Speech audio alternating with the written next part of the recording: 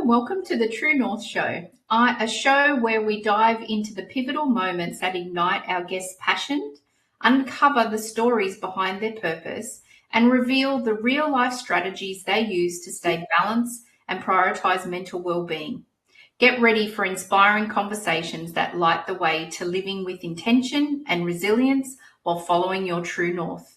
I'm your host, Megan North, and I would like to thank our sponsors of the show, Quantum Awakening, Beth Lewis, Anne C. Clark, and our lovely guest who paid to be featured on this episode. Now, talking about our lovely guest, today we are joined by Caroline Sposto. Caroline is the author of Savvy Survival for Women Starting Over Alone Later in Life. She wrote the book to offer the kind of support she wishes she'd had during some of her own toughest chapters. Caroline has worn a lot of hats over the years. She's a writer, performer, small business owner, and like many women, she's had to start over more than once. These days, she runs a modest business providing role players for legal and medical training, and she shares what she's learned about resilience, humour, and making life feel like your own again. She's grateful for every chance to connect with others who are figuring things out as they go. Welcome to the show, Caroline. Thank you so much for joining us today. Oh, thank you for having me. This is going to be so much fun. I know. I've been really looking forward to our conversation. So let's dive in. So can you share what was the defining moment that led you to pursue your true passion and purpose? Absolutely. Well, I'll have to back up, I think, to get to a prelude to the defining moment. I was a woman, very typical, I think, of many women in my generation. I got married in my 20s. Was, I suppose, kind of old-fashioned, but for me it made all the sense in the world. I devoted my talents to the family, which was my husband and the children we had, supporting his career and his goals and the children's goals and whatnot. And we were thriving. The business that I ran with him, though he really was the figurehead and got all the credit, was thriving. The kids grew up. They were off to the colleges of their choice. And then kind of all at once, things fell apart behind the scenes. And by the time I was really aware of what was going on, it was a bit too late for me to do much about it. On the one hand, I had lost my father some years before, but in my early 50s, my mother became horribly ill, and I had a couple of brothers who got her power of attorney. And sadly, alcoholism had ravaged the family I grew up in. And so, long story short, everything that I thought I had in the family that I grew up in, including the house and all the belongings, were gone. Ultimately, the state took them all and sold them all at auction. My mother passed away, and then everything else was taken. So the betrayal and all of that was difficult for me. Meanwhile, the man I had been married to for many years, unbeknownst to me, of course, he would not announce this to me. He was having a wild and torrid affair. Midlife crisis is kind of the cutesy name for it. Believe me, I think it's more than just a cute midlife crisis. But I was getting financially and materially gutted under my own nose at the same time. Wow. So I ended up having to start over from scratch, not only with nothing materially or financially to speak of, and without much, but with a lack of faith in the people that I thought I trusted. And so the family business, I was no longer part of it, no longer had a house, had to figure out what I would do professionally. And I didn't look at people the same way that I had before. And so I had to recalibrate my view of the world, my way of being in the world and surviving in the world, and my own identity abruptly and what I would consider later in life. I was about 53. I'm now 63. So 10 years ago, it was quite a difficult time for me to process, to navigate, tread water, and then move forward again. Yeah. And through this process, I mean, gosh, I'm sorry that you went through all of that. Because it might have been a very tough time for you. But I suppose through that process of you being rock bottom and having to deal with everything that you're going through, what what was the one thing that sort of kept you going? Like, is there a passion or the purpose, or is there something that rose up inside of you that kept you going? Necessity. The need to eat and put a roof over my head. I mean, necessity kept me going.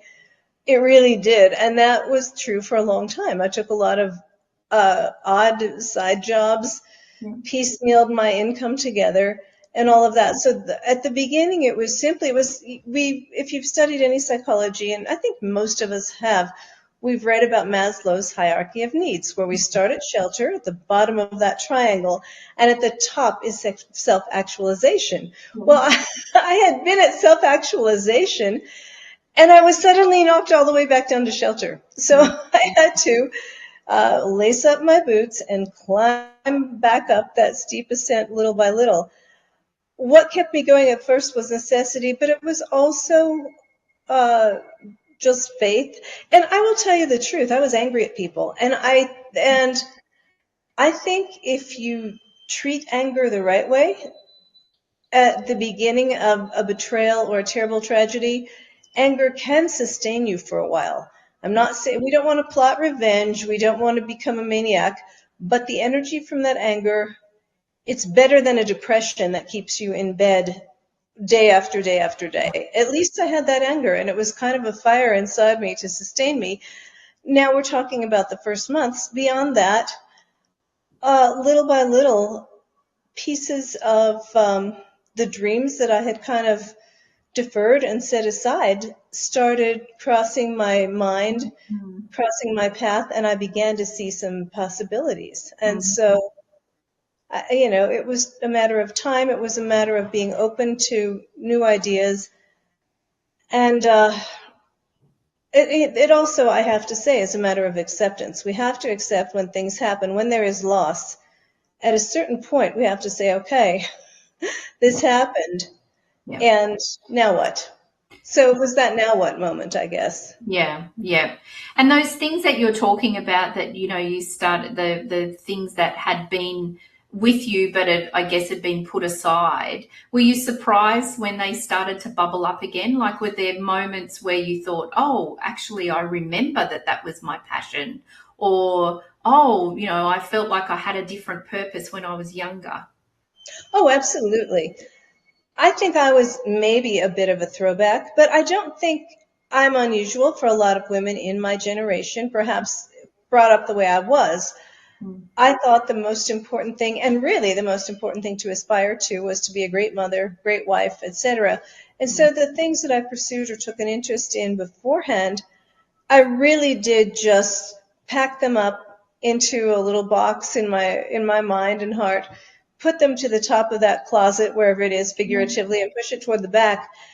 But what happened is that one of the things I learned very early on was that when you're suddenly alone after being in a family life all of your life, and you're 53 and you're all by yourself because the kids are far away, and also when you're betrayed the way I was, you start to doubt your friends. You start to doubt, you have to reassess who's really on your side.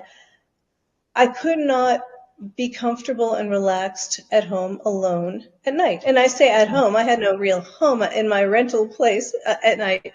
Now, I'm going to step back. I did not get a lawyer to garner the material side of my life or fight for it because I didn't believe in divorce. I just wanted my husband to come back and stop this foolishness. So as a result, I ended up worse off. Maybe, maybe not. But anyway, to pass those evenings, I started to get involved in theater again. I had been involved in theater until I got married, theater and some professional acting. So 20 years and more since the last time I had set foot on a stage or read a script, I started to audition for community plays because to me that felt like a safe environment. I had a place to be in the evenings. I was among friends, and because we were working on the play, everything I was to say and do was pretty much scripted. So It was an escape in Yeah. its own way. Yeah. So that was the first inkling of reigniting a deferred dream and passion. Mm. And within several years, I ended up actually working professionally as an actress. And I never had the confidence to think that would happen, but it does as long as we're consistent. So that was one thing. The other was writing. And the third thing was I had participated in business with my husband, my ex-husband. We had a business together, and I had had another business with a partner. But to have my very own business was something that I never thought I would do or could do. And that little by little, I was able to put that together as well. And that's a whole other story. But Yeah. yeah. Yeah. Yeah. Wow. It's extraordinary. It's a beautiful story that you share, of, that just that courage and the just having to dig deep and just do what you needed to do. And it's interesting we do. And I don't know, I don't know if you could hear there was a whistle blowing behind us. Did you hear that? A little Let me bit. explain what that was in Yeah. case the viewers heard it too. One of the things I always had a fascination with was a more nomadic life where I would find a way to work remotely and travel. And I've been doing a lot of that. So I'm in Mexico City right now, and it's evening here. And in the evening, there are vendors that come around, and there is I don't know what the Spanish name is for this exact thing, but it's a little steam engine where they cook sweet potatoes and plantains. And that whistle tells us that there are sweet potatoes and plantains to be bought out on the sidewalk. And so that's what we were hearing. Oh, fantastic. Wow. Yeah, That sounds delicious. it is. Oh, the food here is absolutely delicious. I could Yes. imagine. I could imagine. And so, through all of this that you've been going through over the last 10 years, how did you or how do you maintain balance and prioritize your mental well being, when you're going through this, and particularly when you're then stepping into a new space of pursuing some other dreams and some new dreams? Oh, a number of things. I think there goes the whistle again. More sweet We'll potatoes. all be salivating.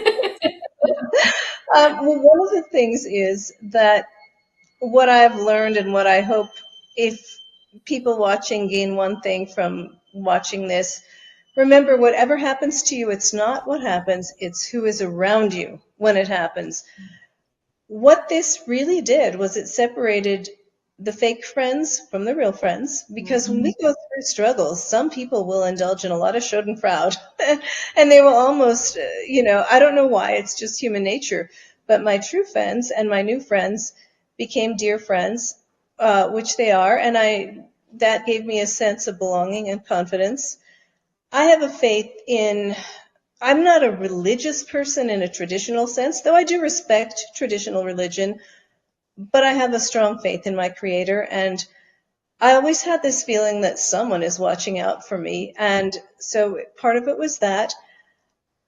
I chose things to do professionally that I would enjoy. And when I couldn't find things like that, because I did work an array of menial jobs and sometimes several jobs at a time for the first few years, I found fun in those jobs. I made sure that I always had fun in those jobs because you can find fun in things. And I mean, those were the main reasons to stay balanced, I think. And also, I took care of my health. And Right. that's really important for us, especially if we are women of a certain age. We cannot take our health for granted. Not that we have to be fanatics and so picky about everything, but we have to set reasonable limits for our health.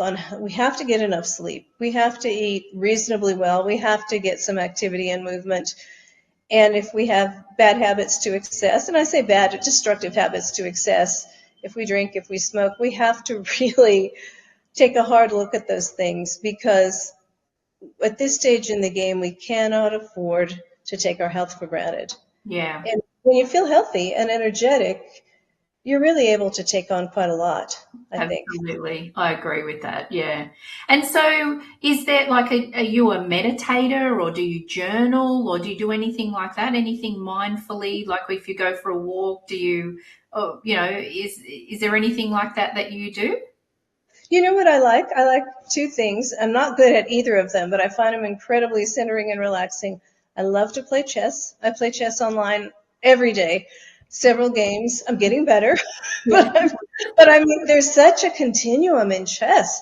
It's this the way they rate you. It's called an ELO score, and I mean, there are people their score is 200, and then the grandmasters their score is 2,000, and we learn something after every few games. So I play a lot of chess online. I love it. I Mm. have a piano in this apartment. I am not a very good piano player, but I play the piano. I love to get out and walk. So, I mean, I think those are the practices that I do. And I do like to go to the gym too, though I'm not if you looked at me, you might not know I go to the gym, but I go to the gym.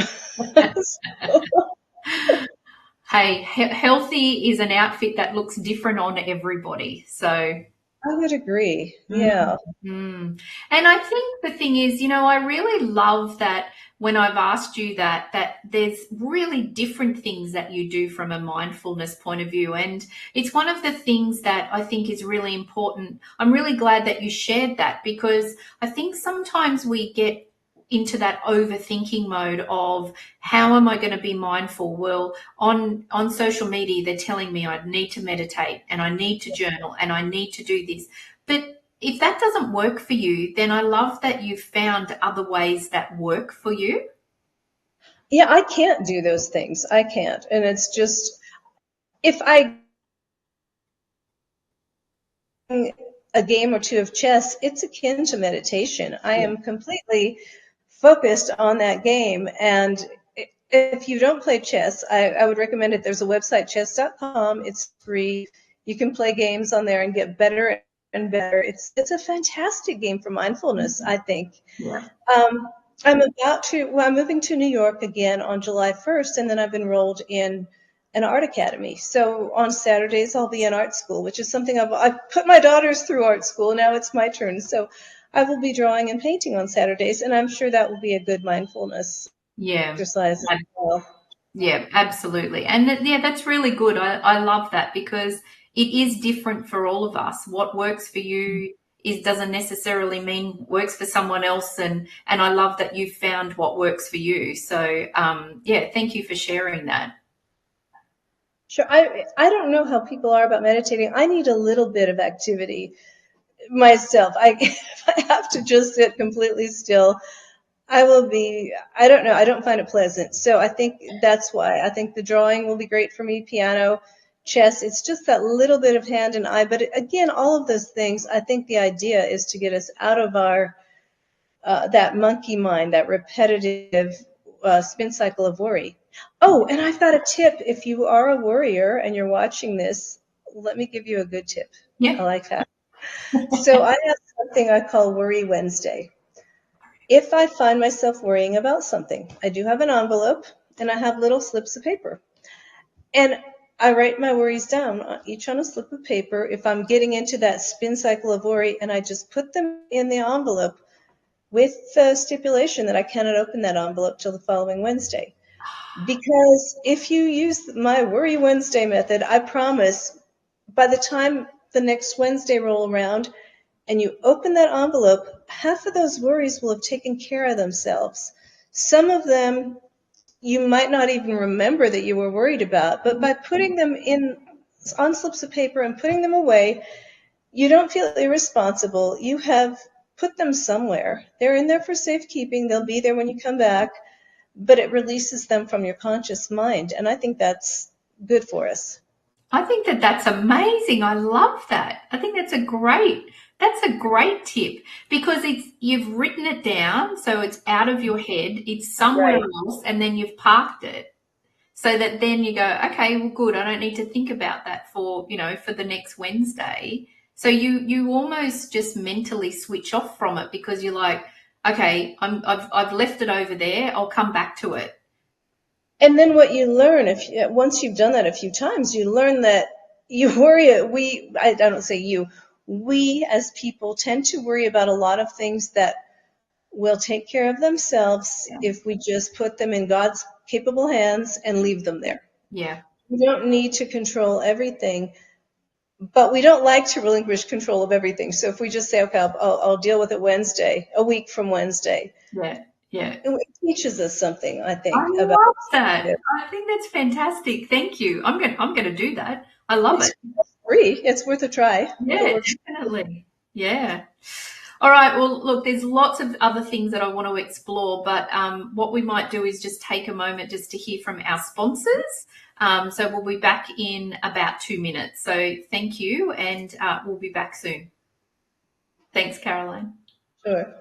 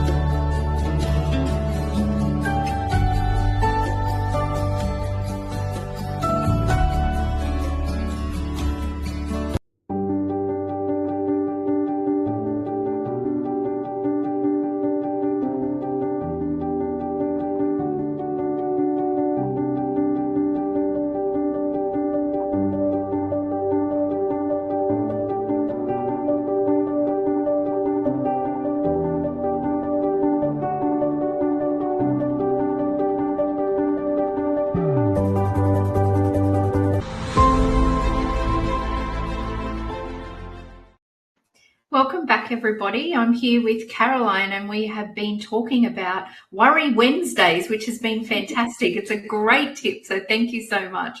I've already written a little note to do that myself. So, over the last 10 years since you've had to start over, I suppose, has your path to pursuing your passions and your purposes evolved over those 10 years? It has. I mean, just so remarkably. And one of the things, and I have one of the premises in my book, and I'm saying it now because I believe it so wholeheartedly, is that you cannot build a new life in the framework of the past.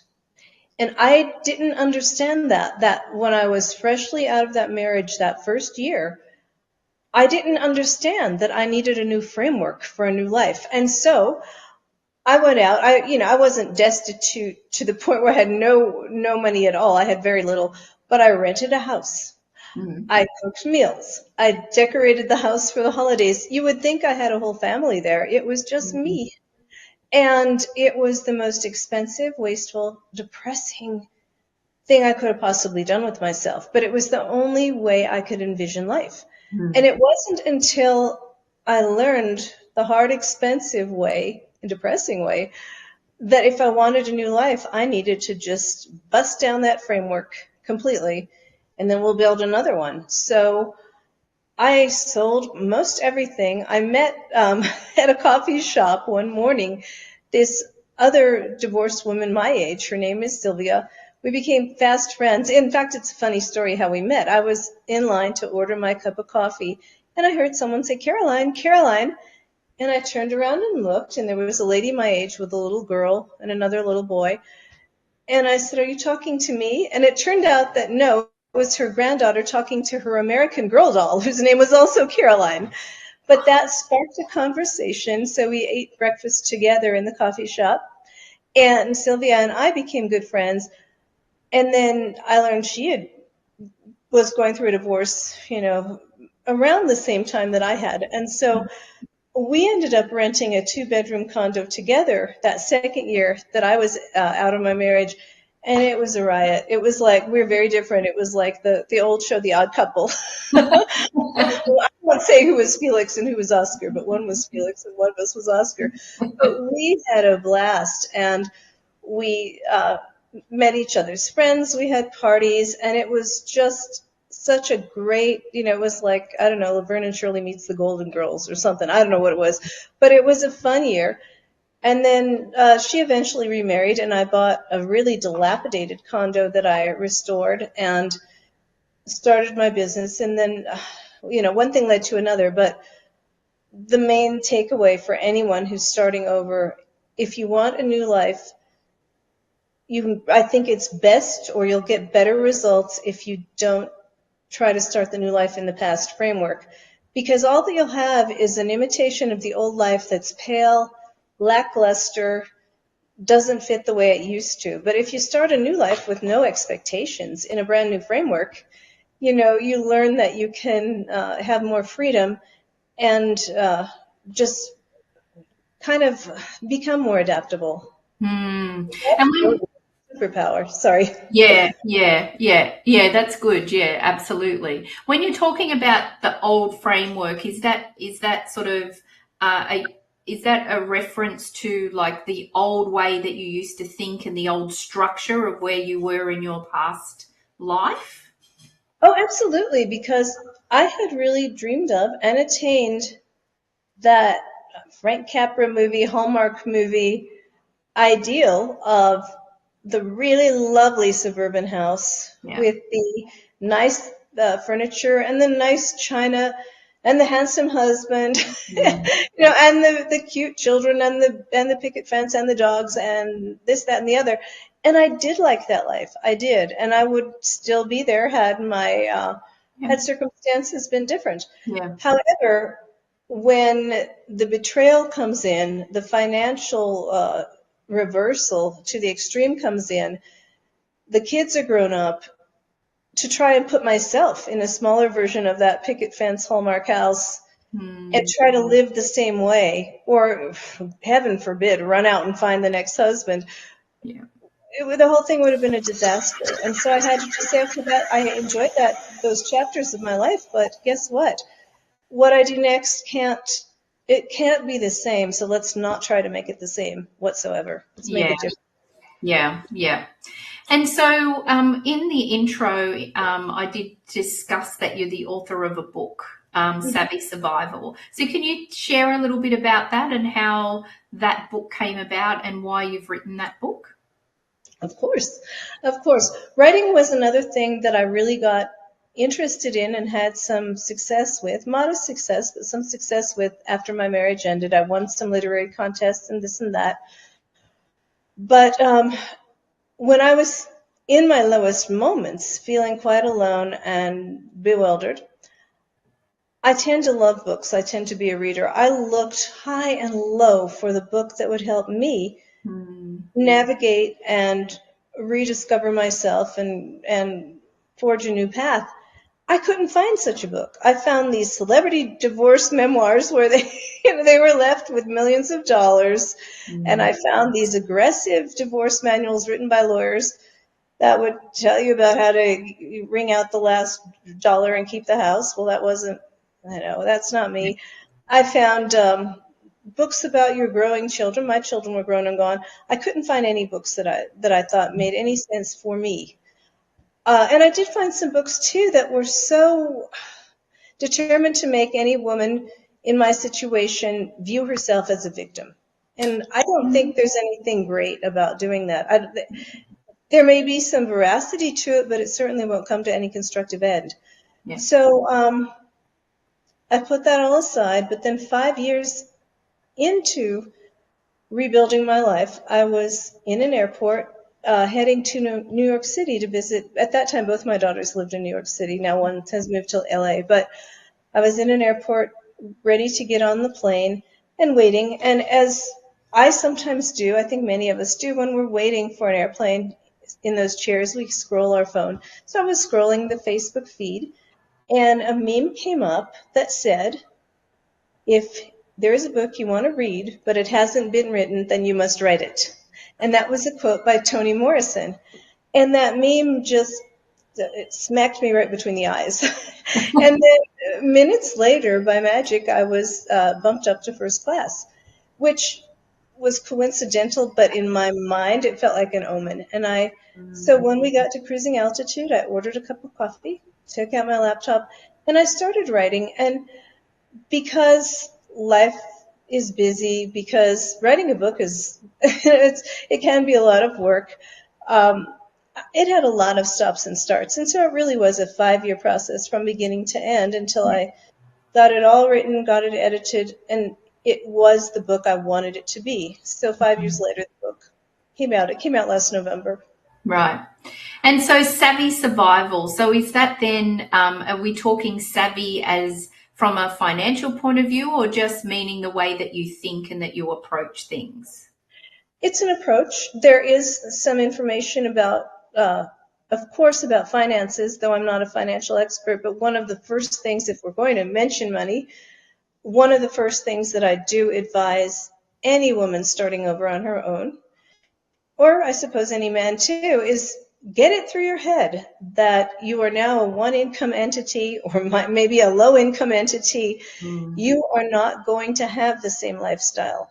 And the sooner you get your mind around that and accept that your lifestyle is going to change materially, and figure out what you realistically can afford, can't afford, and scale down, the better off you'll be.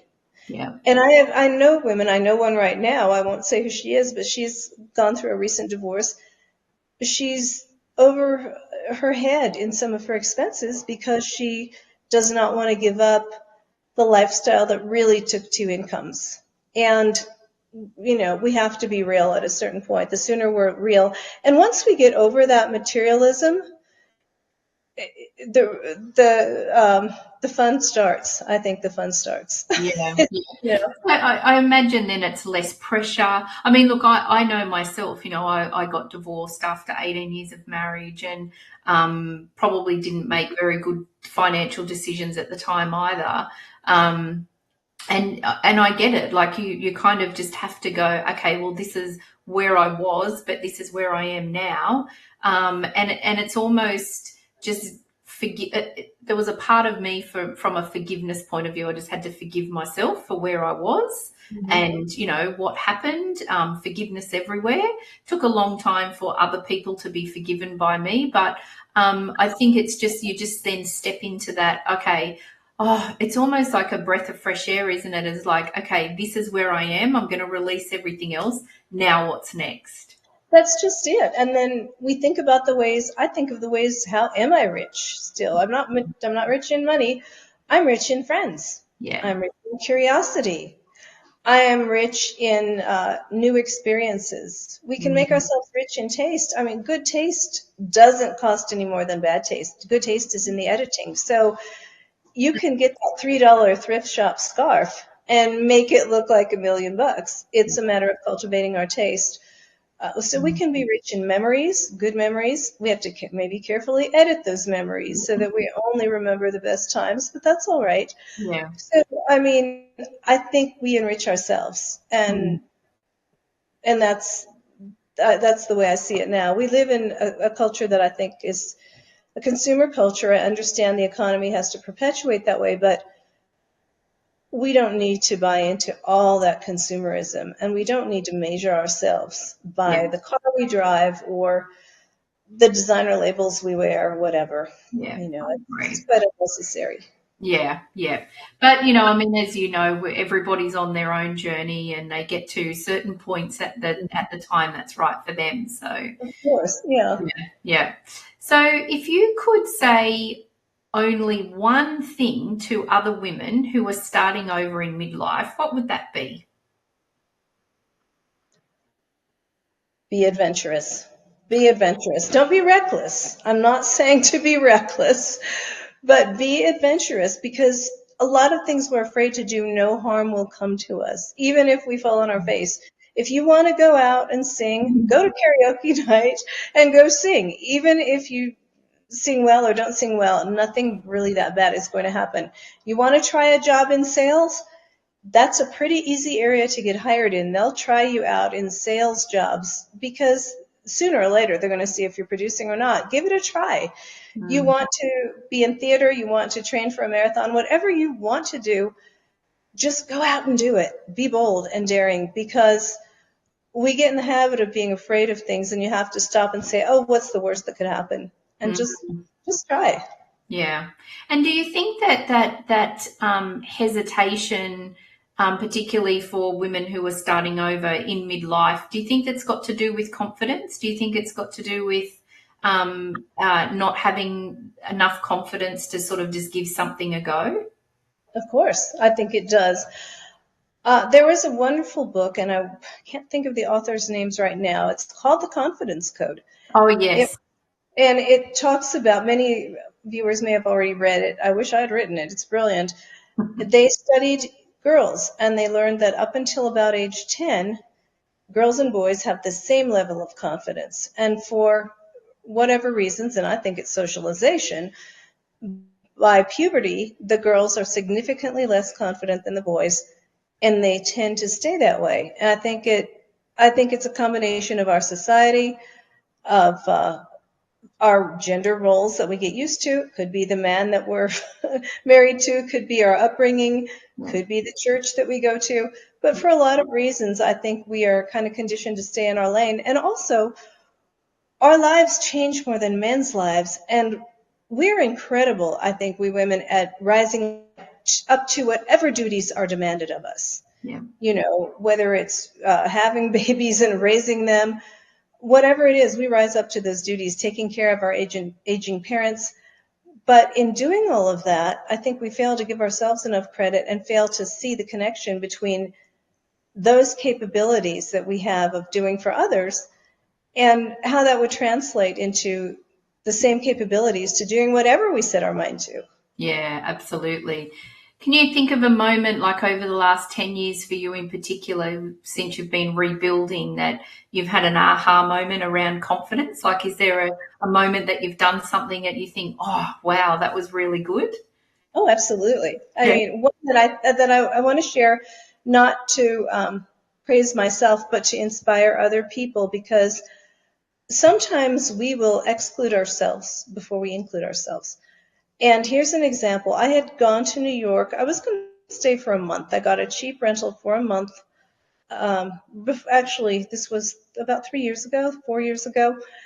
And because I did some acting, I was reading audition notices, and there was an audition for a play at the Orbach Center on 50th and Broadway.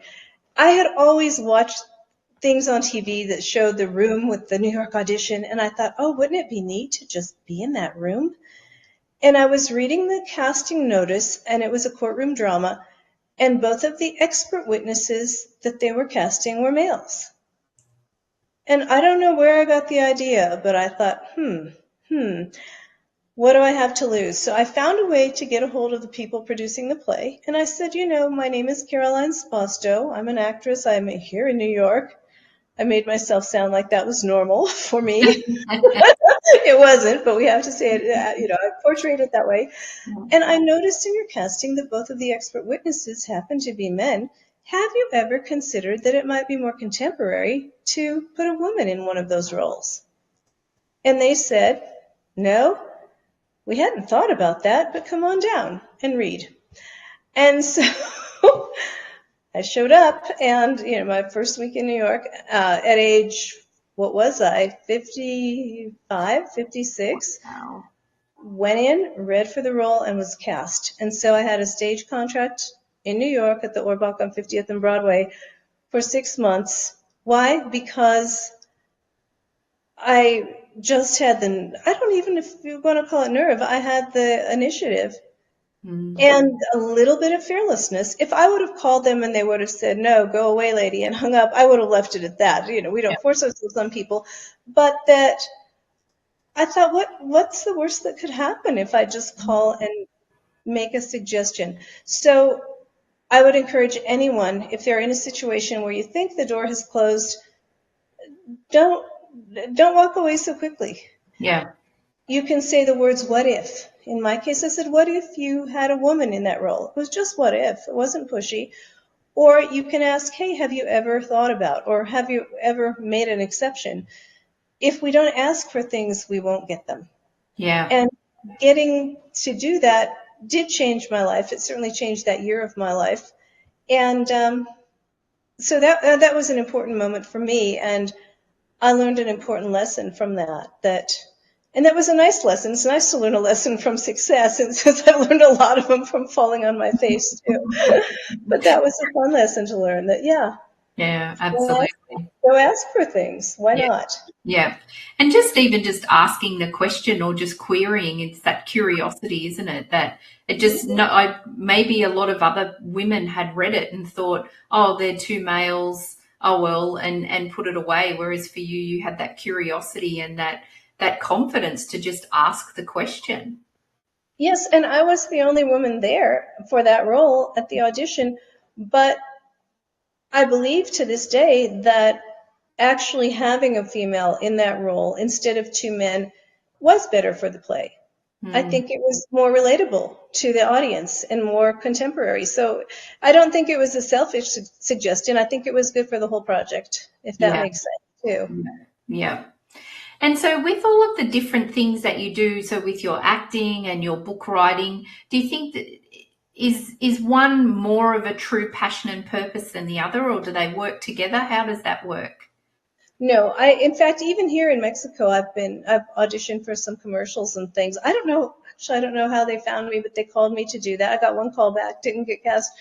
But no, I've thought about this a lot. If I could never act again, I wouldn't really care. I like acting, I do, but if I could never write again, I would be devastated. The writing to me is much more important. And I Mm, hope I never have to choose, but if it were to come to that, no, the writing is much more in my heart and soul. yeah, okay. And so, with you pursuing that dream and having already written your first book, are you busily writing another book at the moment? I am. Yes, the next book it's about, well, I have to write some other things too because, oh, it's a long story. I'm writing a vignette for a play festival that I started some years ago. But that's not even worth going into. But the next book has the same name as my business. It's called Savvy Civility, Hmm. and it's about interpersonal communication skills. Because I think in the post-pandemic world, in this hyper-connected digital world, we are losing our adeptness, our empathy, and our general instinct for really communicating well with others. I'm also a certified etiquette coach. That's during the pandemic. I got some extra certifications, and that was one of them. I got it online. I've taught etiquette before, but I don't really do that.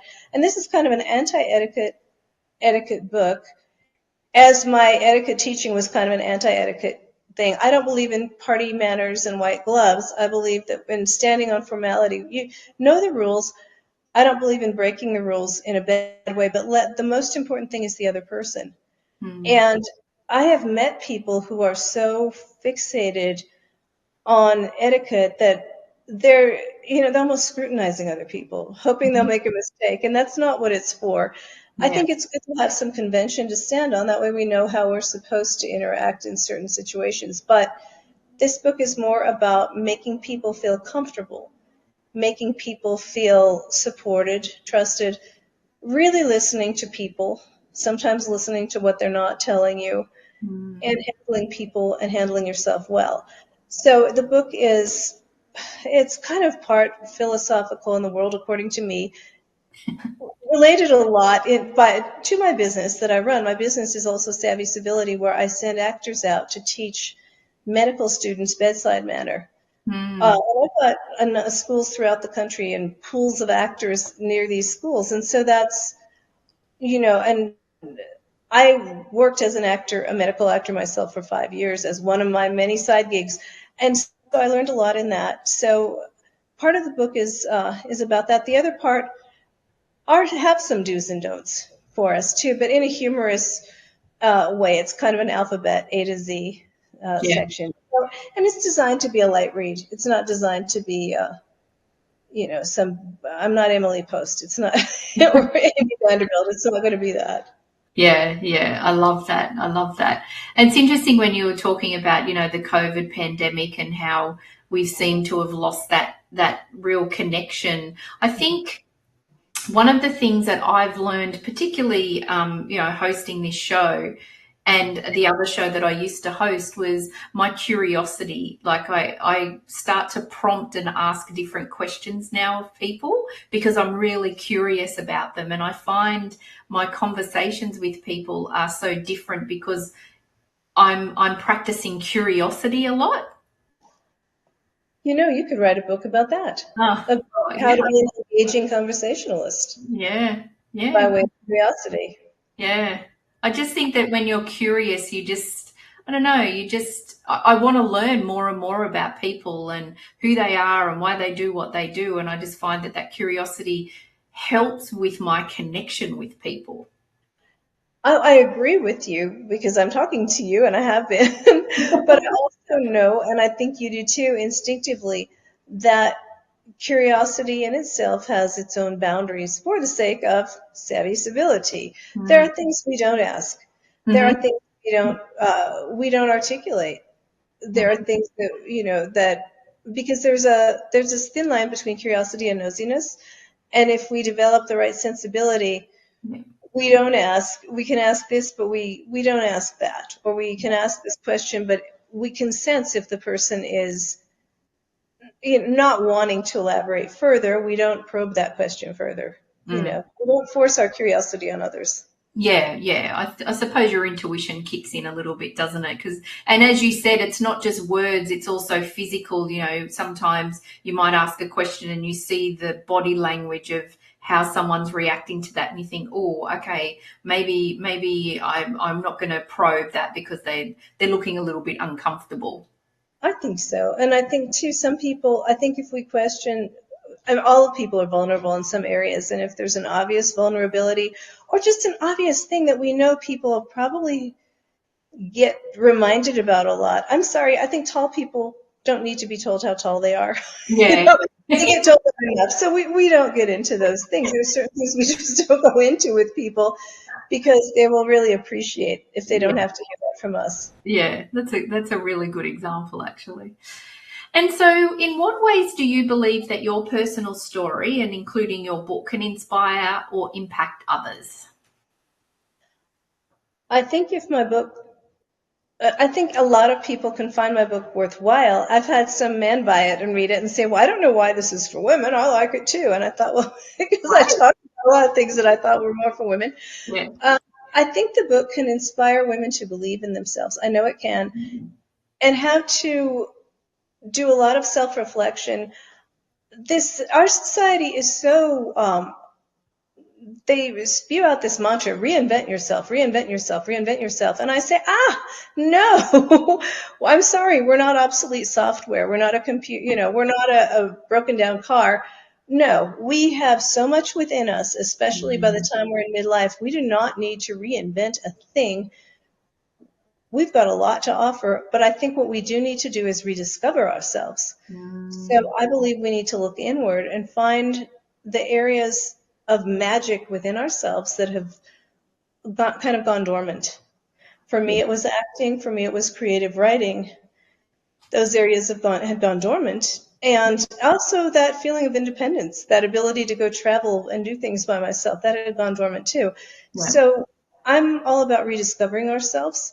And I think, well, I know that my book can help other women go from feeling a bit lost, feeling like I don't know, you're kind of looking at a big open field with no path and you're all by yourself, to saying, oh, you know what, I'm going to forge a path. And Mm, once I forge that path, not only will I get somewhere, but the people coming after me will have a path. And that's what I think anything I did, any woman can do. yeah. Yeah. I love that. I think that that's really special. That's really, really, really, yeah. It's a really good point to make, I think. Yeah, we don't need to completely reinvent ourselves because we are who we are.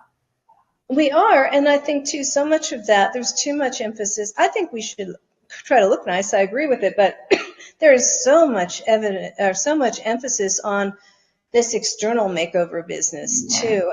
And um, by the time we get to midlife, yes, let's look in the mirror and figure it out. Yes, let's take care of our health, but I don't know that we will be any happier Yeah. if we go get an extreme makeover, Yeah. especially if we're kind of a low maintenance woman and we get put on some high maintenance regime. Let's forget about that. Let's concentrate on the other qualities we Yeah. have.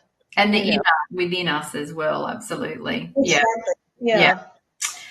So can you believe that we only have a couple of minutes left? But So I'm going to ask you the same question that I ask all of my guests before we finish our conversation. So what is one lesson or truth that you've learned on your journey that you wish you had known earlier? to trust my instincts. Mm. I think we tend to overthink and over intellectualize, but our instincts come from our subconscious mind that is picking up on a lot of information that our conscious mind can't process. Mm. And so once we learn to respect and trust our instincts and our intuition, and I do believe women may be a lot more intuitive than men, but once we trust the instincts and intuition, I think we'll save ourselves a lot of wasted time. We'll say yes to more things that are productive, and we'll say no to more things that are counterproductive. Mm.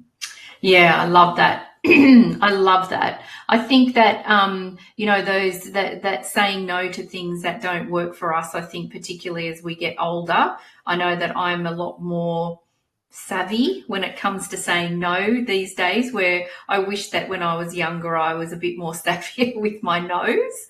But yeah, I love that. I think that that's a really, really beautiful piece of advice. Yeah. Yeah.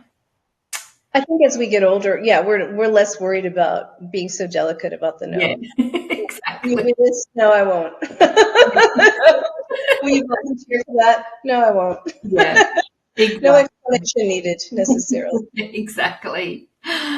Oh, thank you so much for bringing such beautiful energy to our conversation. I've really enjoyed talking to you and just learning more about you and the incredible, beautiful work that you do for so many women, and just for following your true north, and for what you've shared. So thank you so much, Caroline. Thank you so much for having me. This was a lot of fun. Oh, good. Excellent. And I'd also just like to thank all of our amazing and dedicated audience, our sponsors, our supporters. I hope that you all have a wonderful and amazing week, and I look forward to seeing you all next week. Thank you again, Caroline. Thank you.